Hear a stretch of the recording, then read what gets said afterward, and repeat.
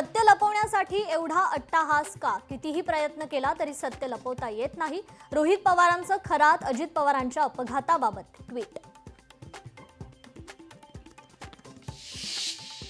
आगामी काळात अनेक सण उत्सव या कालावधीत गॅस सिलेंडरचा पुरेसा आणि योग्य पुरवठा करण्याबाबत शासनानं प्राधान्यानं विचार करावा. खासदार सुप्रिया सुळेंचं ट्विट करत प्रशासनाला आवाहन. योग्य वेळी नीलम गोऱ्हेंसोबत खरातच्या ऑफिसमध्ये कोण होतं ते साक्षीदार उभे करणार. नीलम गोऱ्हे यांनी आरोप फेटाळल्यानंतर तृप्ती देसाईंचा दावा. राज्यात अवकाळी पावसामुळे सुमारे 62,969 हेक्टरवरील शेती आणि फळपिकांचं नुकसान.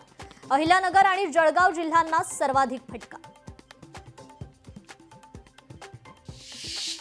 अमरावतीच्या मेळघाटात मुसळधार पावसाची हजेरी. पावसामुळे सुमारे 150 क्विंटल मका पूर्णपणे भिजून नुकसान. ऊस बिल थकबाकीवरून माजलगावातील शेतकऱ्यांचा इशारा.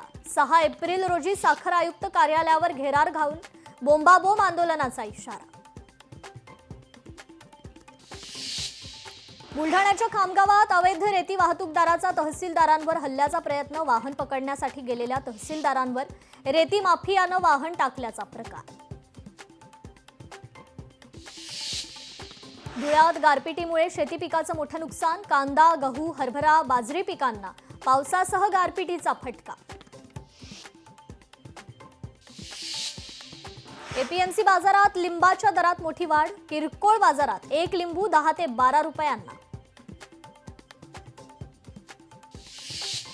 छत्रपती संभाजीनगरात जोरदार पावसामुळे पिकांचं आणि फळबागांचं नुकसान. कांदा पीक पूर्णपणे उद्ध्वस्त.